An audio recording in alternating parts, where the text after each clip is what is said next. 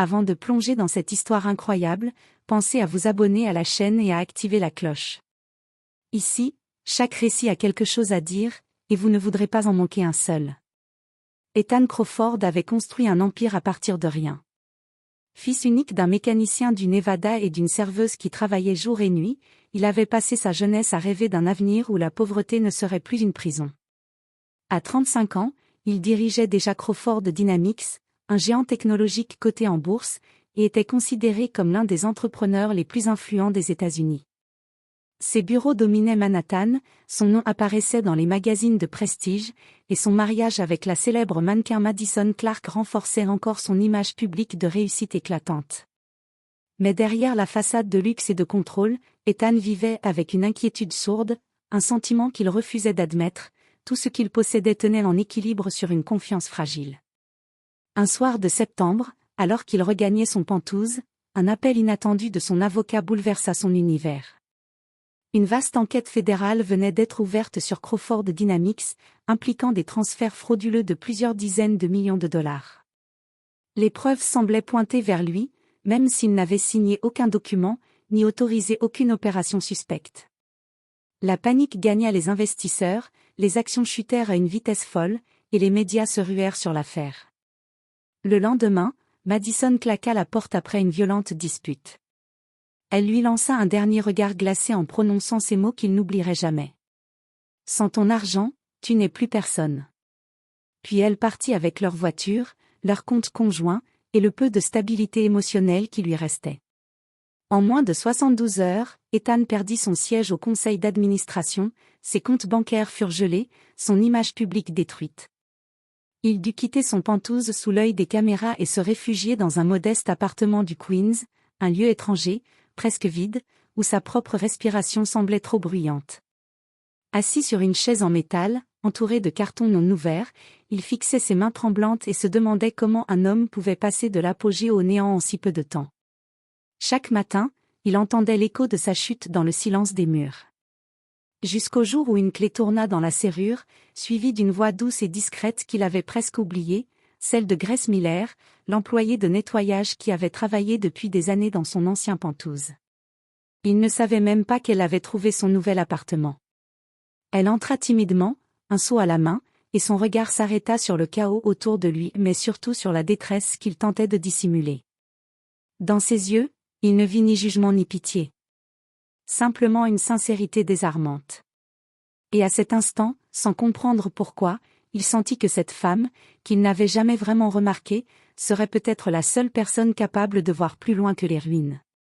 Le premier matin qu'Ethan passa dans son nouvel appartement du Queens fut le plus humiliant de sa vie. Il se réveilla avant l'aube, non pas parce qu'il était reposé, mais parce que l'angoisse qui l'habitait ne lui permettait plus de dormir. Le lit était inconfortable, la pièce froide, et l'odeur de peinture fraîche rappelait que cet endroit n'était qu'un refuge improvisé, loin de tout ce qu'il avait été.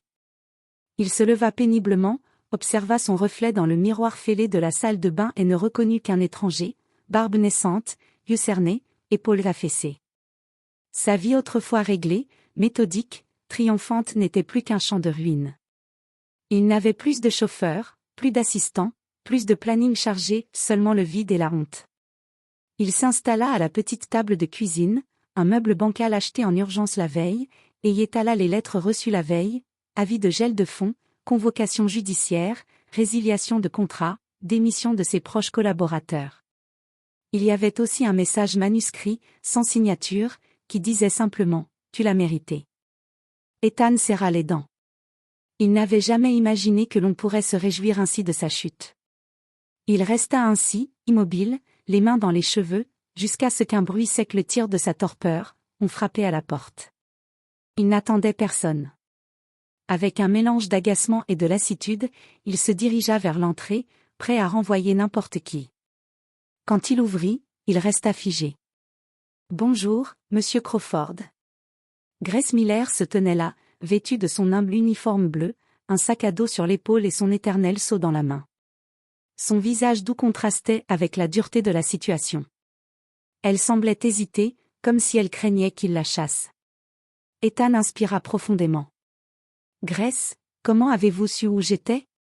Elle baissa légèrement les yeux, gênée. Votre ancien concierge me connaît bien. Il m'a dit que vous aviez été obligé de déménager ici. Je voulais juste m'assurer que vous alliez bien. Ethan eut un rire amer. Est-ce que j'ai l'air d'aller bien? Grace n'essaya pas de fuir le regard, contrairement à tous ceux qui l'avaient abandonné. Non. Pas du tout, dit-elle calmement. Mais personne ne devrait traverser ça seul. Ces mots, dits sans artifice, le déstabilisèrent plus que tout le reste. Elle entra timidement, observant le désordre. Son regard s'arrêta sur une pile de documents ouverts sur la table.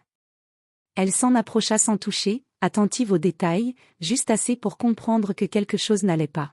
« Vous n'avez pas dormi, n'est-ce pas ?» demanda-t-elle doucement. « Difficile de dormir quand tout ce que vous êtes s'écroule en une nuit. » Grace posa son seau, s'assit délicatement en face de lui. « Monsieur Crawford, vous n'êtes pas ce que les journaux disent. » « Je le sais. Je vous ai vu aider vos employés, écouter, respecter. Vous n'êtes pas un homme sans cœur. » Il détourna les yeux, touché malgré lui. Tout le monde semble penser le contraire. Grace prit une légère inspiration. Alors, laissez-moi vous aider à voir ce que vous ne voyez plus. Ethan voulut répondre, mais un détail attira l'attention de Grace. Elle prit doucement un dossier renversé, y jeta un regard rapide, puis fronça les sourcils. Ce document, il y a quelque chose d'étrange. Ethan releva brusquement la tête. Quoi? Vous voyez quelque chose? Elle approcha le fichier de la lumière, son regard vif analysant chaque ligne comme si elle savait exactement quoi chercher. Oui. Une incohérence. Une signature placée à une heure où vous ne pouviez pas être là. Ethan sentit un frisson remonter le long de sa colonne vertébrale. Pour la première fois depuis sa chute, un souffle d'espoir entra dans la pièce. Et il venait de cette femme modeste, discrète, que personne n'avait jamais vraiment regardée. C'est à cet instant précis que tout commença à changer. Grace tourna encore une fois le dossier entre ses mains, ses yeux suivant chaque chiffre, chaque date, chaque annotation comme si elle lisait une langue familière. Ethan l'observait, intrigué. Cette femme qu'il avait toujours vue silencieuse et réservée dans les couloirs de son penthouse manipulait les documents avec une aisance qui n'avait rien d'ordinaire. « Vous comprenez quelque chose à tout ça ?» demanda-t-il, incapable de cacher sa surprise. « Oui, beaucoup plus que vous ne le pensez », répondit-elle sans lever les yeux. Elle posa le dossier sur la table, puis se redressa lentement. Pendant un instant, elle sembla hésiter, comme si elle n'était pas certaine de devoir en dire plus. Mais Ethan la regardait avec une telle détresse qu'elle décida enfin de briser le silence. « Je n'ai pas toujours été femme de ménage, monsieur Crawford, » dit-elle d'une voix calme. « Avant, je travaillais dans la finance. » Ethan cligna des yeux, incrédule. « Vous? Dans la finance? » « Je sais que ça paraît improbable, » murmura-t-elle, un sourire triste au coin des lèvres. « Mais j'ai passé 7 ans comme analyste chez Stonebridge Capital. Un géant du secteur. » Ethan connaissait très bien la firme. Il se redressa, soudain très attentif. « Alors pourquoi avoir tout quitté ?» Grace baissa le regard, ses doigts se crispant légèrement sur le dossier. « J'ai dénoncé des pratiques illégales. Mes supérieurs ont étouffé l'affaire, et j'ai fini par être poussée dehors. Plus personne ne voulait m'embaucher. » Elle inspira profondément, comme pour chasser un souvenir douloureux. « J'ai accepté le premier emploi honnête que j'ai trouvé. Même si ce n'était pas celui que j'avais imaginé. » Ethan resta silencieux. Pour la première fois depuis longtemps, il sentit une forme d'admiration naître en lui. Grace, avec sa voix douce et sa posture discrète, cachait une force qu'il n'aurait jamais soupçonnée. Elle reprit, plus ferme. « Votre dossier présente exactement les mêmes anomalies que ce que j'ai vu à Stonebridge. Quelqu'un a falsifié vos autorisations internes. Et, une signature a été apposée à une heure où vous étiez dans un avion. » Ethan sentit son cœur accélérer. « Vous êtes sûr ?» Grace hocha la tête. « Absolument. Et ce n'est qu'un début. Laissez-moi approfondir. Je peux analyser vos relevés, votre historique de connexion, les transferts. » Ethan passa une main sur son visage, abasourdi. « Grace, pourquoi faites-vous ça pour moi? Vous n'avez aucune raison. » Tout le monde m'a tourné le dos. Même ceux qui me doivent leur carrière. Et vous? Elle le regarda droit dans les yeux, sans détour. Parce que je sais ce que c'est d'être détruit par le mensonge. Et parce que vous m'avez toujours traité avec respect. Ça compte plus que vous ne l'imaginez. Ethan sentit quelque chose se fissurer dans son cœur fermé. Grace rassembla les fichiers, les empila méthodiquement, puis se leva. Je vais revenir demain. Je dois consulter certains éléments chez moi, mais, je crois pouvoir démonter tout le montage qui a été construit contre vous. Elle se dirigea vers la porte, puis s'arrêta avant de sortir. Ne perdez pas espoir, monsieur Crawford. Ce n'est pas terminé. La porte se referma doucement derrière elle. Ethan resta immobile longtemps, les yeux posés sur les documents qu'elle avait analysés en quelques minutes. Pour la première fois depuis sa chute, il sentit que l'obscurité n'était peut-être pas totale. Une lumière, fragile mais réelle, venait d'apparaître. Et cette lumière portait un nom, Grace Miller. La nuit suivante fut la première depuis des semaines où Ethan ne s'écroula pas sous le poids du désespoir. Il dormit à peine, mais cette fois, ce n'était pas à cause de l'angoisse, c'était l'espoir qui tournait dans son esprit comme une machine en marche. Les mots de Grace résonnaient en boucle, « Je crois pouvoir démonter tout le montage contre vous. » Aux premières lueurs du matin, il se leva, prépara un café bien trop amer, puis s'assit à la table en attendant. Il avait l'impression d'être un écolier attendant son professeur. Et à 8h15 précise, un léger coup retentit à la porte. Grace entra, les bras chargés d'un ordinateur portable usé, d'un épais classeur et de plusieurs feuilles à noter. Elle n'avait pas dormi, c'était évident. Ses yeux étaient rougis, mais brillants d'une détermination impressionnante. « J'ai travaillé toute la nuit. »« Vous devez voir ça, » dit-elle simplement. Elle posa son ordinateur sur la table, l'ouvrit, et fit apparaître une série de tableaux comparatifs. Pendant un instant, Ethan eut l'impression de revoir une analyste chevronnée, pas l'employée discrète et silencieuse qu'il connaissait depuis des années. « Je vais vous montrer quelque chose. » Elle zooma sur la première ligne d'un tableau.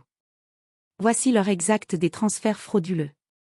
Et voici votre position au même moment. » Elle ouvrit une capture d'écran provenant du système de réservation d'un hôtel à Dubaï, où Ethan logeait le jour supposé de la transaction. À côté, un certificat numérique indiquait son heure précise d'arrivée sur le Wi-Fi de l'établissement. Vous ne pouviez pas être physiquement aux États-Unis au moment de la signature. C'est impossible. Ethan sentit son souffle se bloquer. Grace continua. Ensuite, j'ai comparé votre signature numérique avec celle utilisée sur les documents incriminés. Les métadonnées montrent qu'elle a été générée depuis un poste interne, mais pas le vôtre. Et surtout, elle a été modifiée. Regardez ici. Elle pointa une courbe sur un graphique. La signature a été copiée d'une autorisation que vous aviez signée 2 ans plus tôt. Même forme, même pression, même pixelisation. Seuls les chiffres ont été remplacés. C'est une fraude élégante, mais une fraude quand même. Ethan resta bouche ouverte. Comment avez-vous trouvé tout ça en une nuit? Quand on vous a détruit une fois, vous apprenez à reconnaître les traces de ceux qui se cachent derrière des écrans. Elle sortit ensuite un second dossier, plus épais. Et ce n'est pas tout. J'ai identifié la personne qui a autorisé les accès administratifs permettant d'imiter votre signature interne. Regardez ce nom.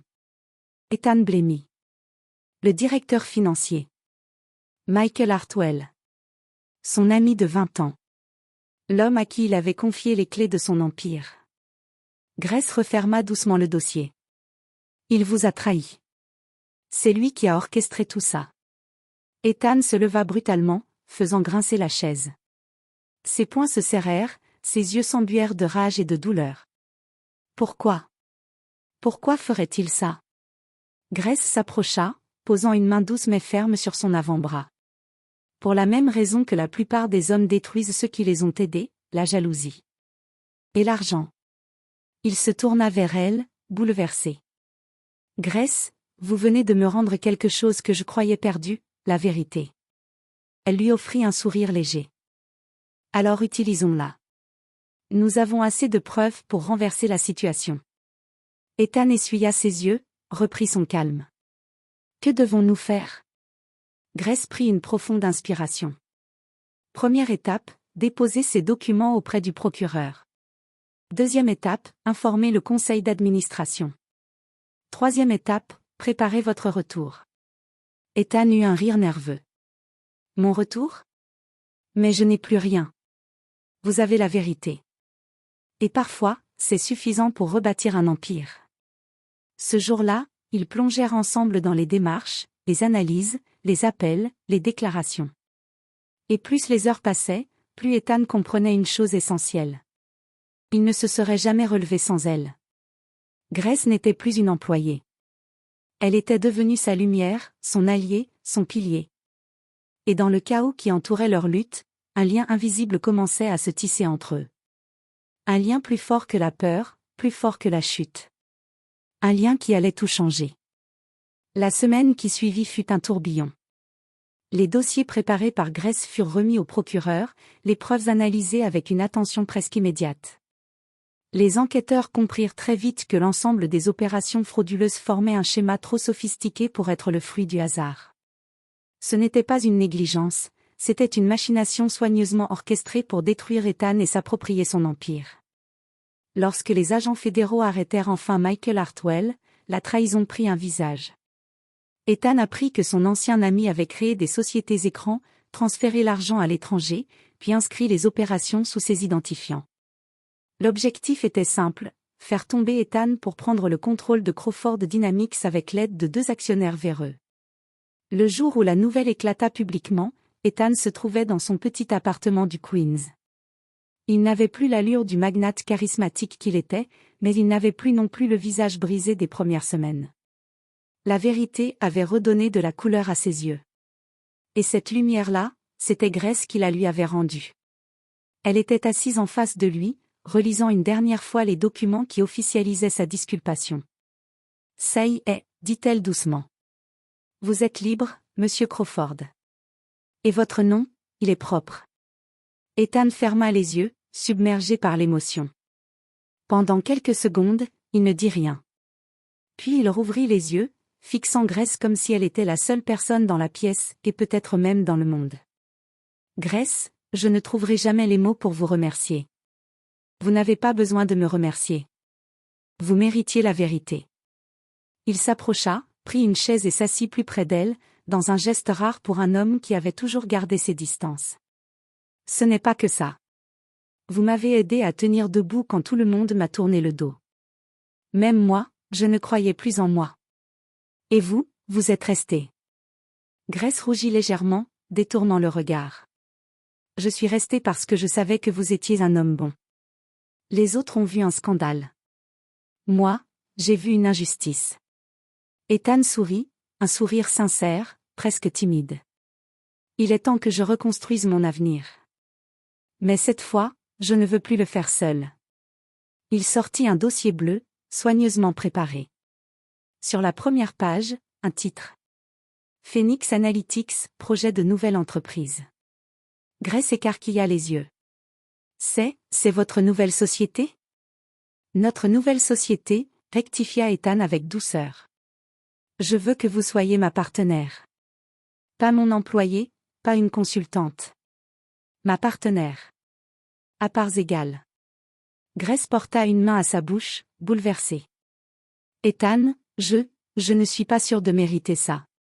Vous méritez bien plus que vous ne l'imaginez, répondit-il. Et je suis certain d'une chose, je ne serai jamais sorti de cette chute sans vous.